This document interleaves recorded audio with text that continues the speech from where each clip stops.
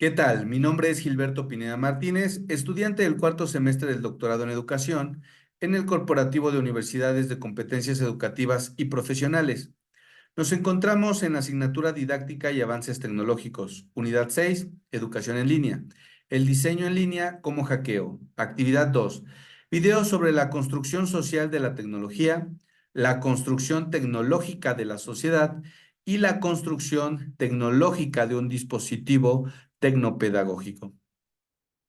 Y esta perspectiva de la construcción social tecnológica considera que la tecnología, pues, es una construcción social y que la sociedad es una construcción tecnológica hasta el punto de considerarlas ya no como dos entidades separadas, sino por el contrario, generar una única e indivisible unidad sociotécnica. Y esto parte de la reflexión de que una mirada constructivista de la sociedad puede referir que la tecnología y al cambio tecnológico que inmerse, teniendo en cuenta pues que la tecnología y la sociedad se construyen como un tejido sin costura. Partimos de que hay una red, hay una telaraña que interconecta varios puntos de información y que esto depende, por obviedad, de la interacción que genera un usuario con la misma y posteriormente al vincular un criterio de selección de información que parte de sus intereses, de sus necesidades. Ahora también surge ese objetivo de difundir, de conectarlo con otras personas que pudieran reflejar el mismo interés o partir de las mismas necesidades en el intercambio de información, y de ahí que se genera esta identidad, este vínculo entre lo que es la sociedad, ¿sí?, que es los usuarios que generan, con precisamente la técnica, es decir, el empleo de la tecnología para lograr llegar a otros usuarios en este contexto. Y por ello se habla de este término sociotécnica, vinculación de usuarios, que es la sociedad, con el uso de la tecnología, que es la técnica para la transmisión del conocimiento al fin y al cabo. De tal forma que se cuenta con un avance tecnológico indiscutiblemente. Y que esto se explica como resultado de estas mismas interconexiones de esta compleja red sociotécnica derivado de estos actores humanos y de los no humanos, de las instituciones propiamente y de las normas que van a configurar el rumbo de los desarrollos tecnológicos. Entonces, de ahí que esta telaraña, esta red, ya posiciona determinados actores, y lo trascendental hoy en día en decir que incluso involucra actores no humanos.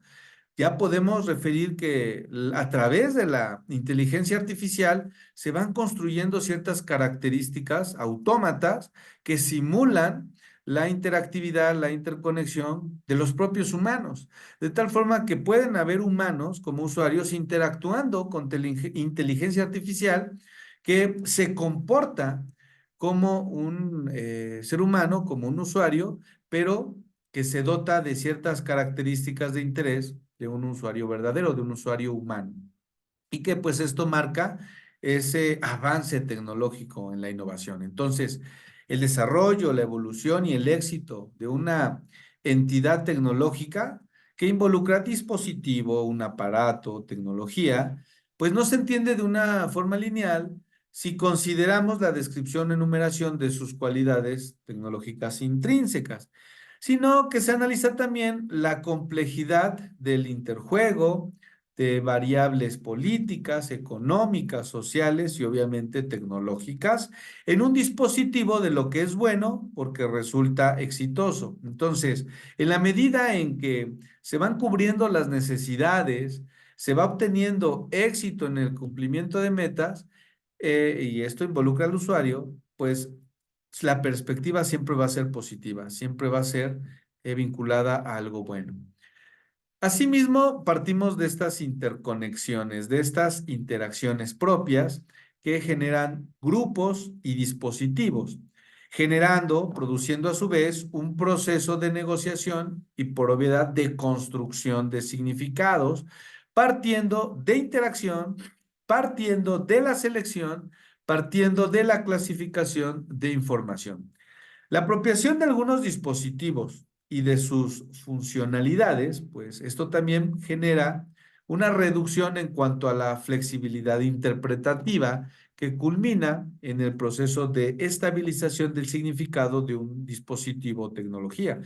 Si bien pudiera esto observarse como algo negativo, debemos entender que al final las aplicaciones y los dispositivos están diseñados para facilitar, ¿sí?, este enfoque de almacenar y distinguir y clasificar información. Pero la parte cognitiva, eso siempre va a corresponder al ser humano si sabe utilizar de manera correcta, ¿sí?, esta innovación de las tecnologías. Es decir, que no permita que este complejo de interpretación artificial sustituya, ¿sí?, a la propiamente humana. Eso es lo que hay que tener mucho cuidado para no depender de la tecnología, sino utilizarla como una herramienta de apoyo. Entonces, es buscar un punto de equilibrio de un acuerdo social de lo que significa un determinado dispositivo o tecnología. El autor Bitker, por ejemplo, define como clausura el consenso que construye en el interjuego de relaciones al nivel de sociedad, es decir, el momento en que la flexibilidad interpretativa pues va a disminuir, sobre todo esa racionalidad inherente al ser humano. Entonces, sí hay que marcar un límite, un punto neutro en saber distinguir cuando una herramienta que es la tecnología puede apoyar en transmitir información o conocimiento y que puede representar, si no se involucra un límite, pues un enfoque negativo que va a sustituir la razón propiamente humana. Entonces, sí hay que utilizar las tecnologías en la medida que se involucre como una herramienta de apoyo y no sustituir a la razón misma. La evolución, por lo tanto, no termina siendo una trayectoria no lineal ni unidireccional. ¿Por qué?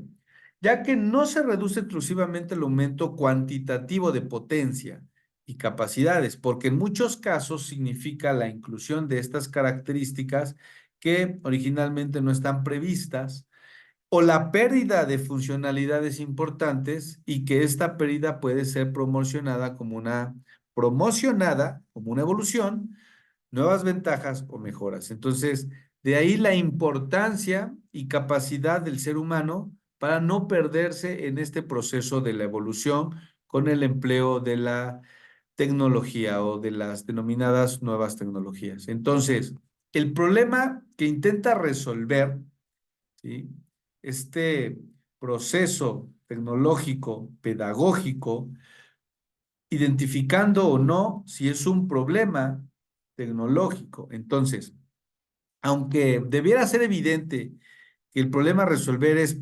predominantemente pedagógico, se repite en este caso una constante que a lo largo de la historia de la tecnología educativa se ha visualizado respecto que los problemas se definen entendiéndolo más por su lado tecnológico que por su lado pedagógico.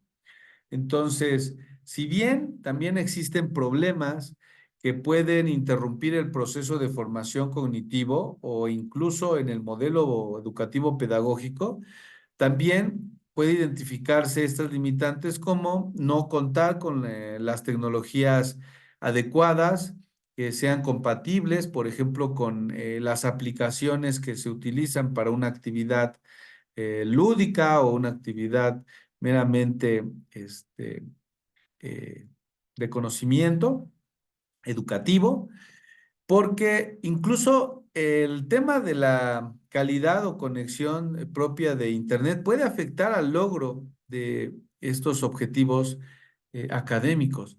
Entonces, también la tecnología puede representar un obstáculo en la medida que no se atienda qué características son las necesarias para emplear, ¿sí?, la navegación en la red, obtener información, interactuar y que al final esto se convierta más en un obstáculo que en algo positivo o favorable para el proceso de la pedagogía. Termino citando mis fuentes de información: Sevilla, Tarasov, Luna, Educar en la era digital, Docencia, Tecnología y Aprendizaje. Partimos de las páginas 124 a la 128, Editorial Pandora, Sociedad Anónima de Capital Variable, México. Por su atención, muchas gracias.